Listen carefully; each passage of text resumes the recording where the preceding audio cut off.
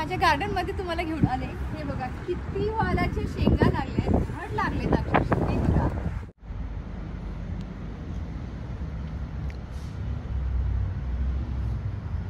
या ठिकाणी 200 ग्रॅम वालाच्या शेंगा घेतलेल्या आहेत। हे आपण स्वच्छ धुवून पुसून घेणार आहोत। या ठिकाणी आपण ह्या स्वच्छ धुवून घेतलेल्या आहेत। तर मी तुम्हाला दाखवते निवडायचे कसे आहेत ते। तर हे मागचं टोक टाकून द्यायचं आहे आपल्याला आणि त्यानंतर याचे हे 2 पार्ट करायचे आहेत अशा पद्धतीने। हे कवळे आहेत अगदी, हे बघा। आणि त्यानंतर हे अशा पद्धतीने निवडायचे आहेत आपल्याला आणि या पाठीमागचा भाग पण आपल्याला टाकून द्यायचा आहे।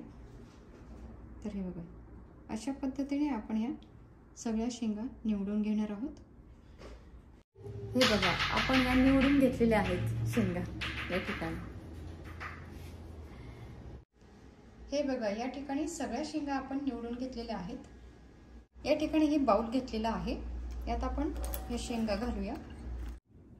यात आपण 3 मोठे चमचे कॉर्नस्टार्च घालणार आहोत आणि 2 मोठे चमचे मैदा घालणार आहोत।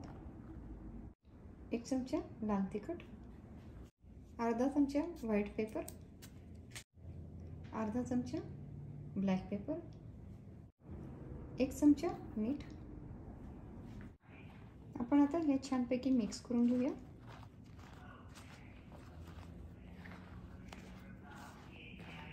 हे आपण थोडं थोडं पाणी घालून भिजवणार आहोत।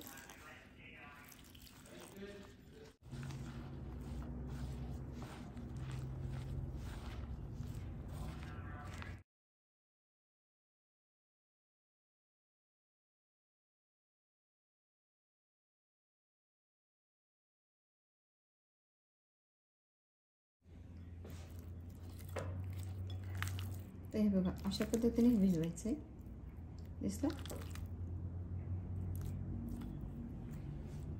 तर या ठिकाणी आपले हे भिजवून झालेलं आहे। तर याचे आपण आता पकोडे तळणार आहोत। तर या ठिकाणी हे तेल तापत ठेवलेलं आहे, तर आपण आता यात हे तळणार आहोत।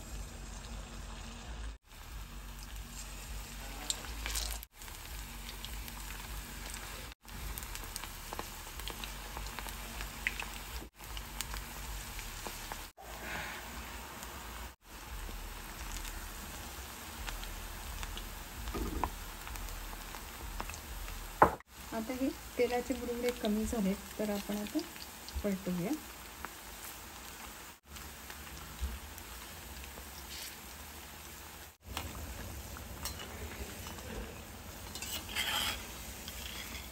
हे बघा किती सुंदर छानपैकी कुरकुरीत असे हे पकोडे आपले तळून तयार झालेले दिसले।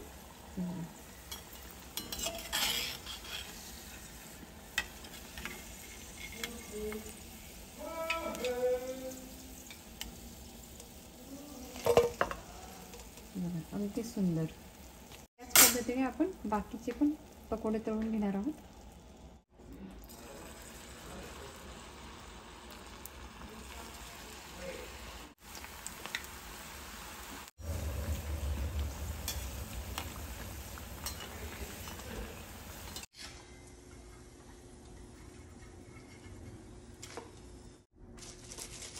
आवाज येते, अगदी मस्त, अगदी कुरकुरीत असे दिसले। हे बघा आता मी तुम्हाला खाऊन दाखवते।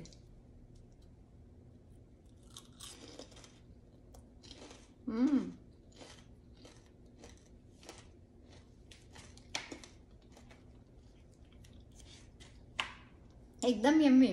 पहिल्यांदाच बनवले आणि इतके यम्मी झालेत, खूपच यम्मी झालेत। तर तुम्ही पण बनवा असे पकोडे, वालाच्या शेंगांचे पकोडे। अगदी टेस्टी आणि यम्मी असे आणि अगदी कुरकुरीत असे आणि अगदी झणझणीत मस्तच दिसले। हे बघा अगदी सुंदर। आणि पाहिजे तर तुम्ही याच्यावरती चाट मसाला टाकून पण खाऊ शकता आणि ग्रीन चटणी आणि टोमॅटो सॉस बरोबर खाऊ शकता।